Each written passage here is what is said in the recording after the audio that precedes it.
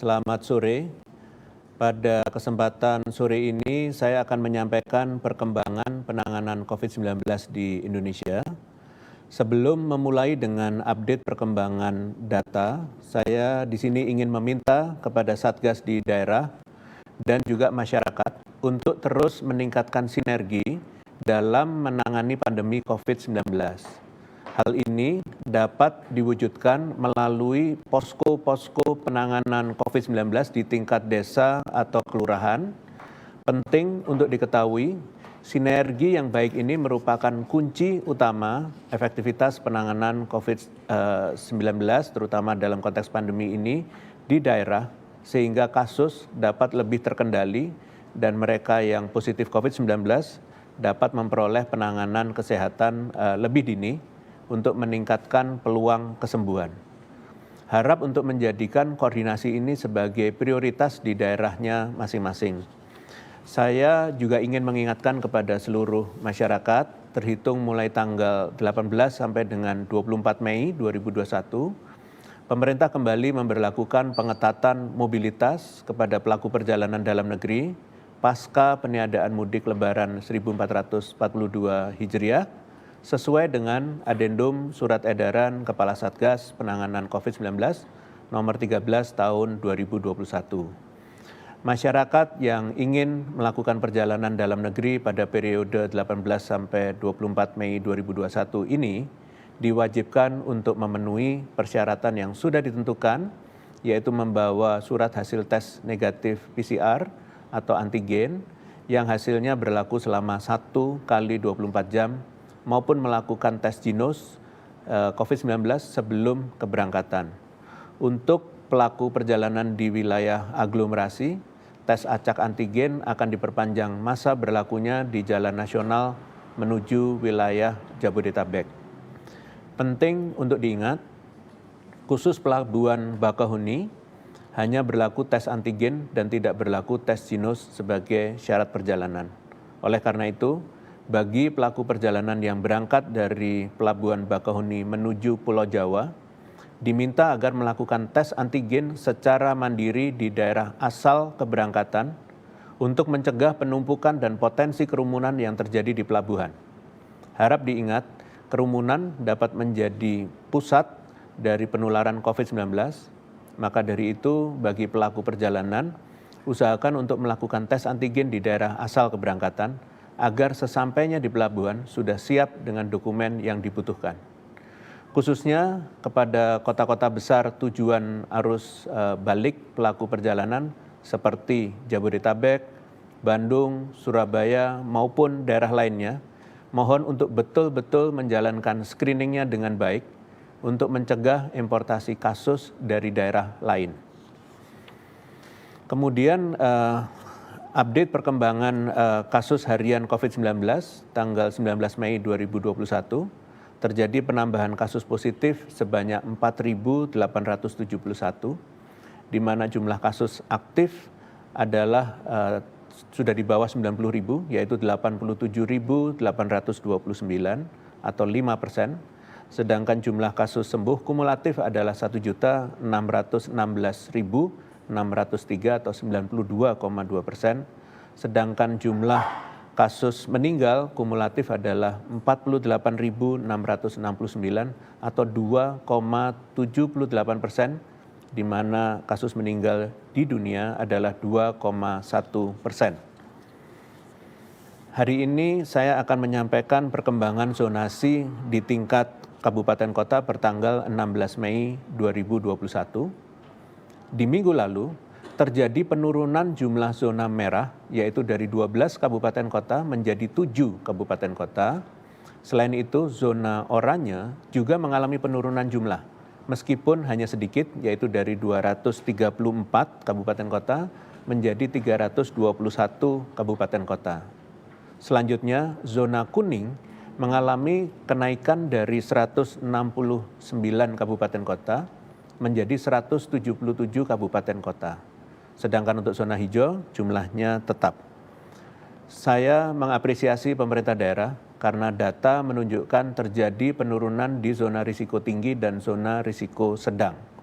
Adapun dari minggu ke minggu, angka zona risiko sedang cenderung mengalami kenaikan.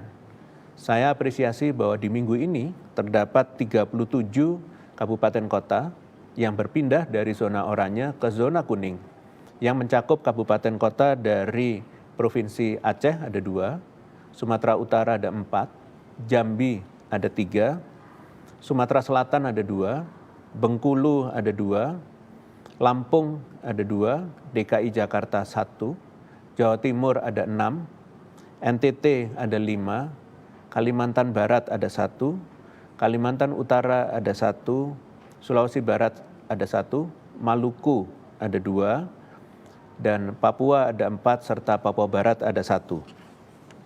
Namun saya juga mengingatkan kepada kabupaten kota yang berada di zona merah, yaitu Sleman dari Daerah Istimewa Yogyakarta, Kota Salatiga di Jawa Tengah, Kota Palembang di Sumatera Selatan, Kota Pekanbaru di Riau, Solok dan Kota Bukit Tinggi di Sumatera Barat, serta Deli Serdang di Sumatera Utara. Kepada 7 kabupaten kota ini, mohon untuk dapat segera memperbaiki penanganan COVID-19 di wilayahnya, karena seperti yang saya sampaikan sebelumnya, bahwa perkembangan di minggu lalu belum merupakan dampak dari libur Idul Fitri dan periode mudik. Jika pada saat ini 7 kabupaten kota ini sudah berada di zona merah sebelum dampak libur Idul Fitri terlihat, bukan tidak mungkin kabupaten kota ini akan kewalahan menghadapi kemungkinan kenaikan kasus COVID-19 yang berpotensi terjadi 2 atau 3 minggu ke depan. Seperti yang saya sampaikan sebelumnya, dampak libur panjang terhadap kenaikan kasus biasanya baru dapat terlihat dalam 2 sampai 3 minggu kemudian. Untuk itu, saya ingatkan tidak hanya pada kabupaten kota di zona merah saja, namun di seluruh zonasi risiko untuk terus meningkatkan penanganan COVID-19, utamanya dalam beberapa minggu ke depan, sebagai antisipasi dampak dari libur Idul Fitri. Kesiagaan menghadapi apapun yang terjadi ke depannya merupakan kunci dalam respon perubahan secara cepat, sehingga kondisi apapun tetap dapat dikendalikan. Upayakan semaksimal mungkin peningkatan kualitas dan kuantitas pelayanan kesehatan, perketat kembali pengawasan terhadap kepatuhan protokol kesehatan, serta maksimalkan screening dan testing, terutama pada warga yang baru pulang bepergian.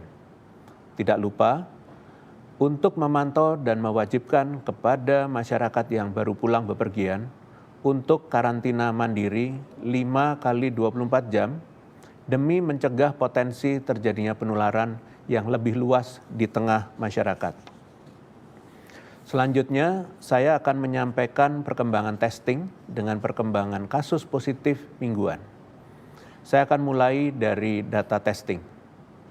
Jumlah orang yang diperiksa harian pada minggu ketiga Februari sempat menunjukkan penurunan drastis, yaitu hanya memenuhi 74,68% dari target WHO. Sebagai gambaran, target WHO untuk testing adalah 1:1000 populasi per minggu. Namun setelah itu, jumlah orang yang diperiksa harian terus mengalami peningkatan dan selalu konsisten di atas target WHO selama 9 minggu terakhir. Namun, sangat disayangkan pada minggu kedua Mei kemarin, setelah 9 minggu berturut-turut selalu di atas standar WHO, jumlah testing kembali rendah, yaitu hanya memenuhi 75,37% dari target WHO. Hal ini dapat terjadi karena periode libur Idul Fitri pada minggu lalu yang mempengaruhi operasional laboratorium, sehingga jumlah orang yang diperiksa menurun. Kemudian, saya akan menjelaskan terkait penambahan kasus positif mingguan. Sejak puncak tertinggi di minggu kedua Februari, penambahan kasus positif mingguan terus menunjukkan tren penurunan yang cukup tajam hingga hari ini.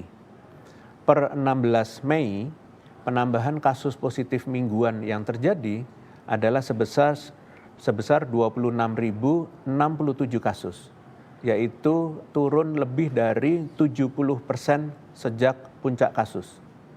Jika dilihat secara berdampingan, maka penurunan kasus yang terjadi selama 13 minggu ini terjadi bukan karena testing yang rendah. Karena pada kenyataannya, testing konsisten berada di atas standar WHO selama 9 minggu berturut-turut. Hal ini menunjukkan bahwa penurunan kasus yang terjadi kemungkinan merupakan dampak dari kolaborasi yang baik antara seluruh lapisan masyarakat dan pemerintah, dan juga peningkatan kedisiplinan masyarakat secara kolektif untuk disiplin protokol kesehatan. Untuk itu, penting untuk jumlah testing terus dijaga agar selalu berada di atas standar WHO, sehingga kita dapat menilai apakah penurunan kasus benar-benar terjadi atau tidak. Mengingat di minggu lalu terjadi penurunan testing karena periode libur Idul Fitri, maka saya minta kepada seluruh pemerintah daerah untuk kembali mendorong agar testing dan pemeriksaan laboratorium dapat kembali ditingkatkan. Pastikan seluruh daerah memiliki fasilitas dan sumber daya yang cukup untuk melakukan testing, dan mohon agar segera diselesaikan apabila terdapat kendala atau membutuhkan bantuan.